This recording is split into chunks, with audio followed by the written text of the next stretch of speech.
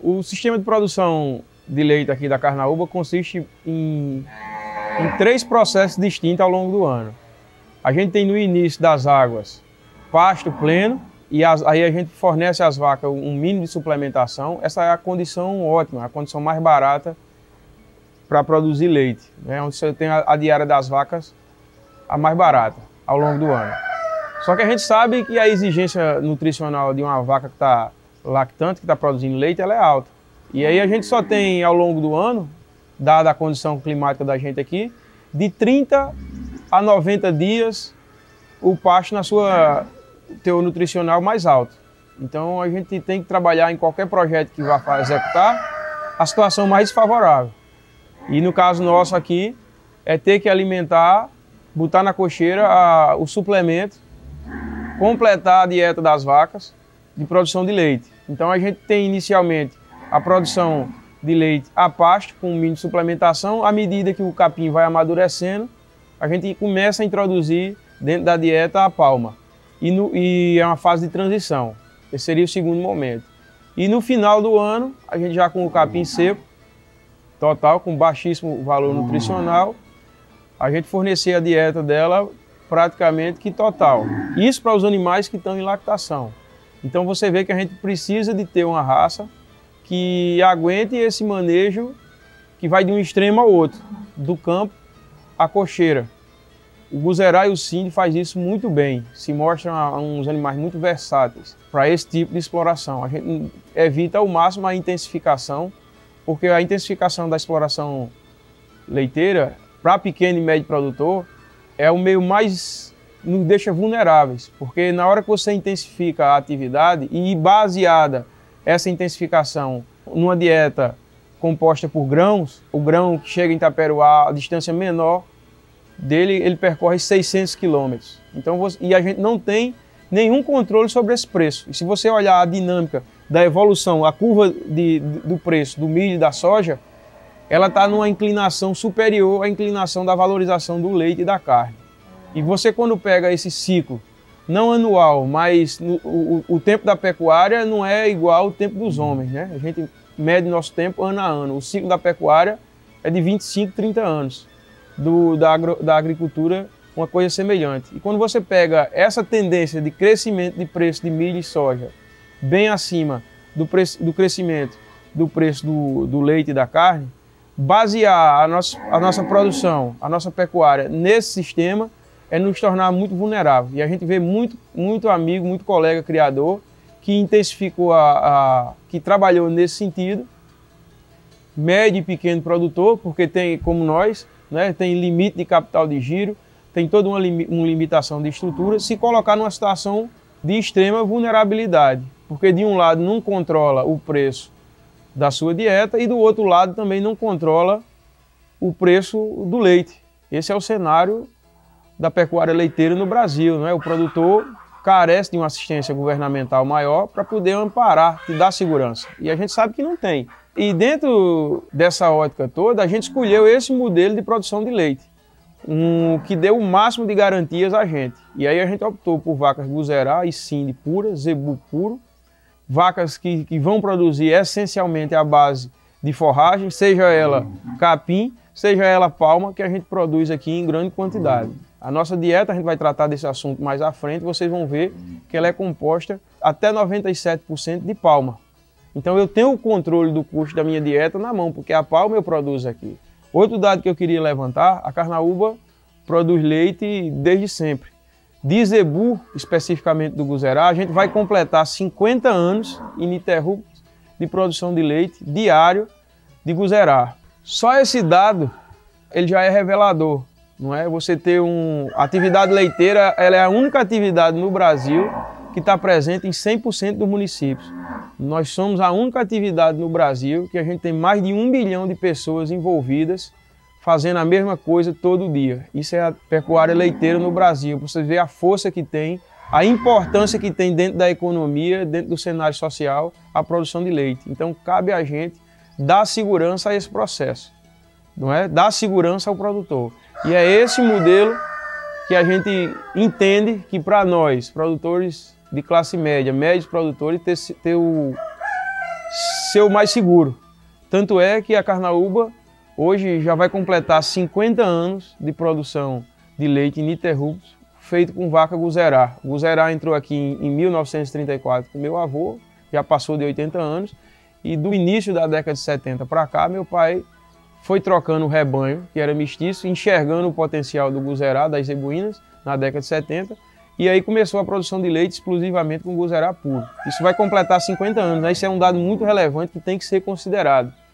Esse sistema tem que ser avaliado, tem que ser enxergado e a gente tem que entender o que é que tem de positivo para poder passar e copiar para outros modelos. Com Guzerá vai fazer 50 anos e com Sindi a gente vai completar 40 anos de produção de leite. E esse melhoramento genético vem de forma muito consistente. A gente tem tido uma aceitação, graças a Deus, por parte de pecuaristas que querem produzir leite, que querem botar em vacada branca, em gado de corte. Tem feito uso dessa genética, tem tido bons resultados. Para a gente é uma satisfação imensa ter esse reconhecimento de produtores pequenos, produtores de 10 vacas, de 15 vacas, até produtores de 1.000, 2.000, 3.000 vacas, vêm na Carnaúba fazer uso dessa genética. Então é uma seleção consistente, antiga, das mais antigas no Brasil, nas duas raças, fundamentada na produção. Eu queria que vocês atentassem aos detalhes da ordenha que a gente faz aqui.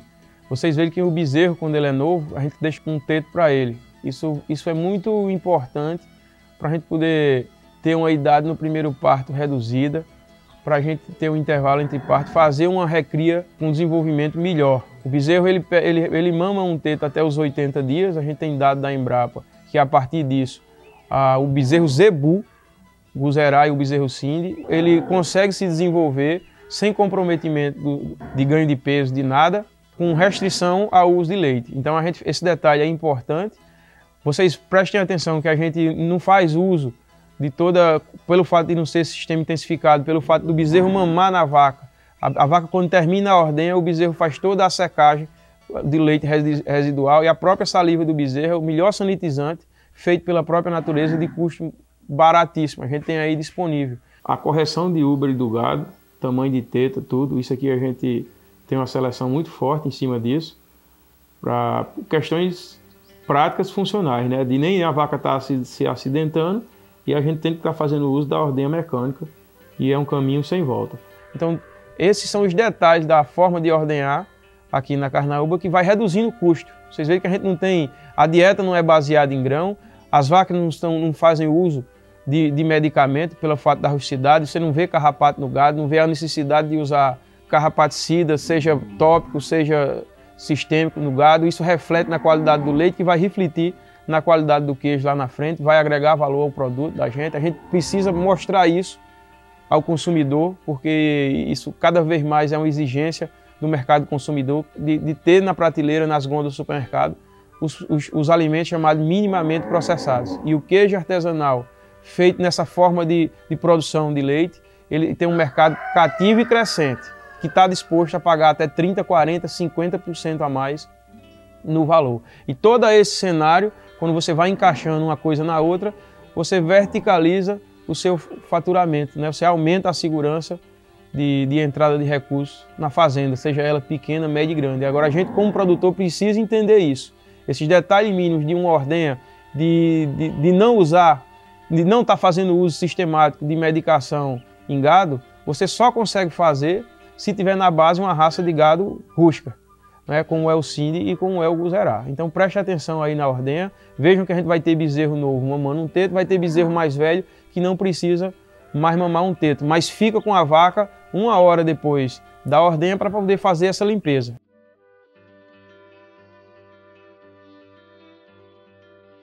São 3 momentos que a gente tem a exploração de leite aqui na carnaúba. Isso é em função das chuvas. A gente tem o primeiro momento, que é a base de capim-bufo e forrageira nativa, isso no período de inverno, lógico.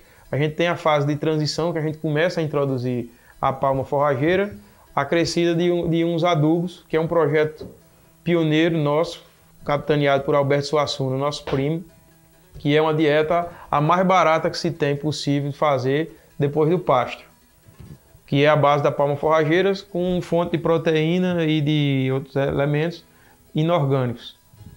Isso é um projeto que a gente já está no 3º ano e a gente tem conseguido diárias muito baratas, a ponto de se aproximar do custo de uma diária de pasto.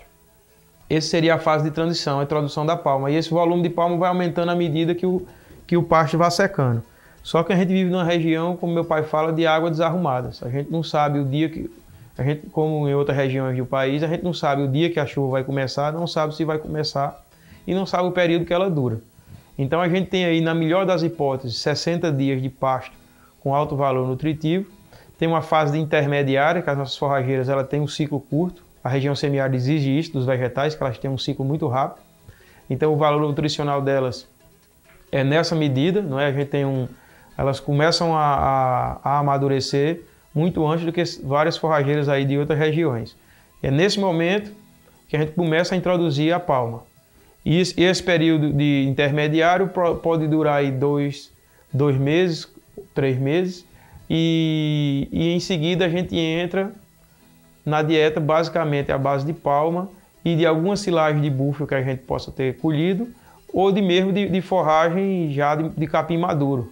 Para isso a gente precisa ter animais rústicos. Não adianta eu colocar uma dieta dessa num animal taurino, com alto grau de sangue taurino, que vai ser uma dieta aquém do que ela precisa. Da mesma forma, não adianta eu trabalhar em confinamento absoluto com vaca zebuína, porque essa não é o propósito desse gado. Então esse sistema de exploração é um sistema mais seguro para o produtor pequeno e para o produtor médio, que é o nosso caso. É baseado em forragem produzida por nós e insumos, o mínimo de insumo comprado de fora da fazenda. Diferente desse modelo intensivo, que você requer um uso exagerado de grão que é um produto que a gente está a pelo menos 600 km de distância daqui, que a gente não tem controle nenhum sobre o preço dele.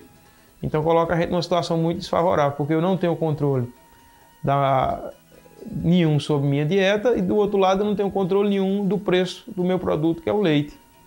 Então essa é uma situação de muita vulnerabilidade para o pequeno e para o médio produtor. Por isso a gente optou por segurança, inclusive isso é um dos pontos tais que faz a Carnaúba ser uma das pouquíssimas fazendas que produz leite ininterruptamente ao longo de todos esses ciclos secos, de todas essas crises econômicas que o país vem sofrendo.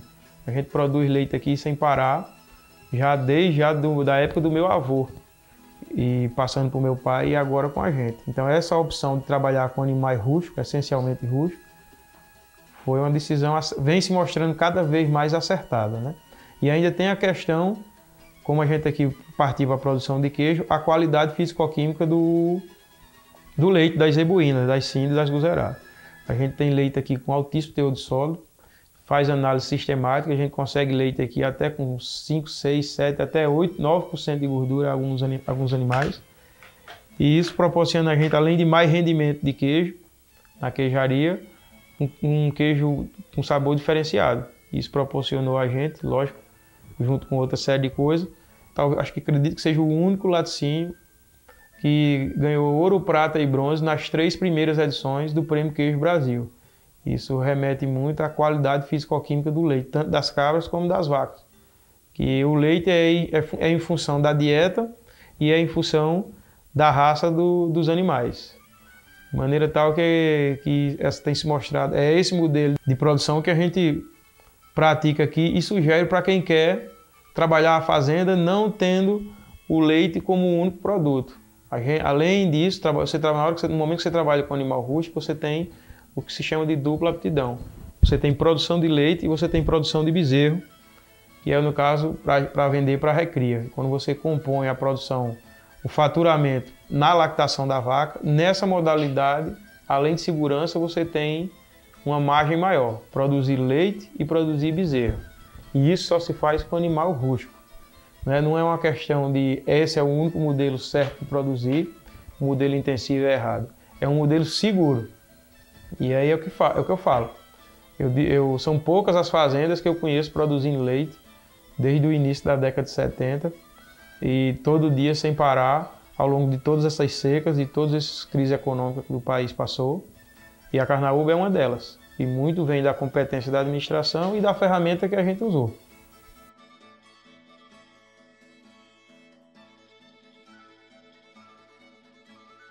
Outro ponto importante na produção, na pecuária em si, é a questão da dieta. Não existe nenhuma dieta mais barata do que o pasto. E o Brasil é abundante em pasto, por isso também é o maior produtor de pecuária do mundo. E aí a gente precisa entender, dessa maneira aí, numa visão mais financista e estreita da pecuária, que a pecuária é a arte de transformar forragem em dinheiro. E no meio desse caminho tem uma vaca, uma cabra ou uma ovelha.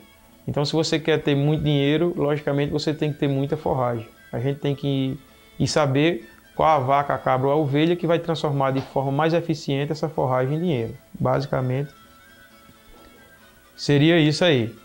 E aí, como eu falei no início, a gente tem o período de pasto para a produção de leite. Agora, a fazenda não é só produção de leite. A gente tem que entender que tem cria e recria dos animais solteiros. Mas especificamente na questão leite, a gente só tem pasto com valor nutricional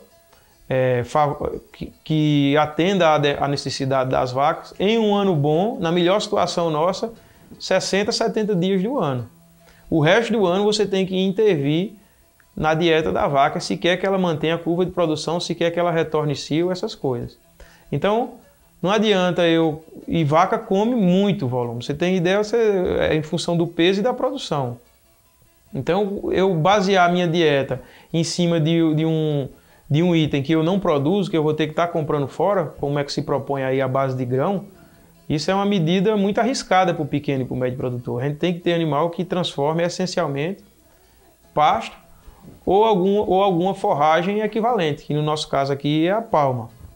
E dentro do aspecto da produção de leite, a base da produção é o capim búfalo, que dele a gente vai fazer pasto, vai colher para fazer silagem e um possível feno, de acordo com a estrutura que você tenha na sua propriedade. Agora, a gente sabendo que a caatinga produz entre 2 e 4 toneladas por ano de matéria verde, o búfalo produz entre 10 e 30 e a palma entre 200 e 500 toneladas por hectare. Então, aí você vai dizer, eu vou plantar só palma. Lógico que não, você tem que compor sua dieta. Aí cai naquilo que eu falei. Se a gente tiver, se a intenção, precisamos ser muito bons produtores de forragem e entender o que é possível de ser feito na sua propriedade. O gado solteiro, ele é essencialmente a pasto. Em algum momento no segundo semestre, a gente pode intervir com alguma comida para eles, mas pelo fato de ter escolhido animais rústicos, num ano como esse que choveu 500 milímetros, o gado solteiro, por ser síndico zerá, tem a obrigação, e como a gente tem uma área de quase que mais de 20% da fazenda ser de pasto de capim-búfalo já bem formado, esses 20% já porque foram reduzidos, mas o gado síndico zerá ele tem a obrigação de permanecer no campo, coisa que outra raça não consegue fazer, porque no segundo semestre a qualidade nutricional que tem disponível é muito baixa e a gente precisa de uma raça que consiga extrair daquele material fibroso o suficiente para se manter. E o gado solteiro, síndico zerá, faz isso muito bem. Agora, vaca de leite, a vaca síndico zerá de leite, ela precisa receber uma dieta suplementar. E a nossa dieta suplementar hoje, para esse período, é a base de palma. Justamente por ser a forragem que a gente consegue produzir aqui com 200, 250 milímetros em volumes que tem sido uma surpresa para todo mundo. A gente tem campo de palma aqui com mais de 500 toneladas, embora a gente nunca deva dimensionar o projeto da gente para esse sistema de 500 toneladas. Você tem que sempre considerar a situação mais favorável para você ficar seguro. A gente sempre dimensiona para em torno de 200 toneladas, dimensionar o nosso campo, em relação à quantidade de gado. E a dieta do gado, ela é em função do porte e da produção de cada vaca.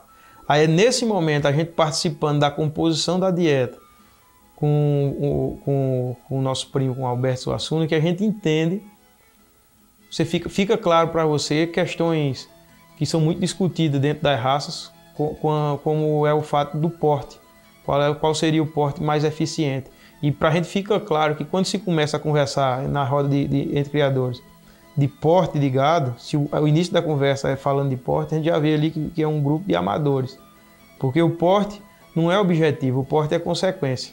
Os síndicos zerá são 2 raças milenares e a natureza moldou eles para situações mais difíceis que lá no deserto da Índia e aqui, que é muito semelhante ou até mais severo do que a nossa região, e a natureza moldou eles no porte mediano. E a gente vê muita discussão em torno disso aí, de elevar o porte do gado. Isso é um amadorismo de parte dos criadores que iniciam essa discussão, né? Isso fica muito evidente, né, justamente nesse momento que a gente precisa dimensionar a comida que a gente tem que botar na cocheira. Pra vocês terem ideia, nessa dieta à base de palma que a gente começa a fornecer para os animais, aqui a gente tem uma média de 350 a 400 quilos, até 420 quilos no gado Sindi, de média. E no gado Guzerá, entre 400 e 450 quilos. E quando a gente vai dimensionar essa ração, as vacas comem em torno de 40 a 45 quilos dessa dieta composta 97% de palma. E essa dieta, como eu falei, ela é dimensionada em função do porte e em função da produção das vacas. Se a gente tivesse aqui, não fosse vaca de 400 quilos, e a gente tivesse vaca de 700, 800 quilos, 900 quilos, como tem proposto as pistas de julgamento, que infelizmente enveredaram por um caminho que deixa a gente triste, porque a gente cresceu dentro da festa do boi, que é uma das melhores posições agropecuárias do Brasil, para mim é a melhor, e no meio da pista de julgamento. E a pista tomou um caminho que não representa mais a necessidade, que não reflete mais a necessidade do produtor que vive exclusivamente de pecuária como a gente vive. Então, na hora que eles propõem vacas de 800 quilos, as nossas aqui de 400 quilos, para vocês terem ideia, transformando isso em comida, essas vacas da gente comem 40 quilos dessa dieta, à base de palma. Eu teria que pôr na cocheira próximo de 80 quilos. Se amanhã eu trocasse meu grupo de vacas com essa média de peso por essa vaca campeã de pista, eu tinha que quase que dobrar a quantidade de comida que eu tenho que botar na cocheira e a produção seria basicamente a mesma, porque eu não vejo essas vacas de 800 quilos apartando um bezerro de 400 quilos, aparta do mesmo peso que as daqui aparta. Eu não vejo a lactação dessas vacas sendo o dobro da lactação das vacas daqui e ela consome o dobro. Pra vocês terem ideia, se a gente colocar 100 vacas na cocheira de 400 quilos, comendo 40 quilos, e eu trocar essas 100 vacas por essas médias aí de peso, eu teria que gastar por dia a mais 4 toneladas. No mês, 120 toneladas. A mais eu gastaria só nessa mudança de modelo de gado. É aquilo, então a gente remete à conversa que eu falei. A equação é você saber produzir muita forragem para poder ter uma compensação financeira maior. Agora é preciso saber qual é a vaca, a cabra, a ovelha que vai comer essa dieta. Então eu teria que gastar 1 silo a mais por mês aqui na fazenda, 1 silo de 120 toneladas, se eu trocasse o modelo de gado proposto por essa questão de pista de julgamento. Isso precisa ser revisto a bem tanto da raça Guzerá como o Cindy e também é um questionamento de várias outras raças. A pista tem que refletir a necessidade do criador que vive de pecuária e não refletir vaidade de criadores que têm outras atividades e que tem pista, tem exposição como um momento de lazer. Aquilo ali é para ser um momento de trabalho e não tem que dividir ninguém. Na verdade tem que juntar. Eu acho que a pista, esse direcionamento técnico fez essa divisão. E os técnicos agora que cuidem de juntar, porque a raça é para ser uma só, tanto Cindy como Guzerá. E sempre a diretriz de seleção não é resultado de pista, nem de concurso de beleza. É resultado de balança de balde de leite, é resultado de eficiência alimentar, de fertilidade, dessas coisas, desses indicadores que são mais do que conhecidos há mais de 50 anos pelos zootecnistas mais antigos, os indicadores de produtividade e não os indicadores de vaidade.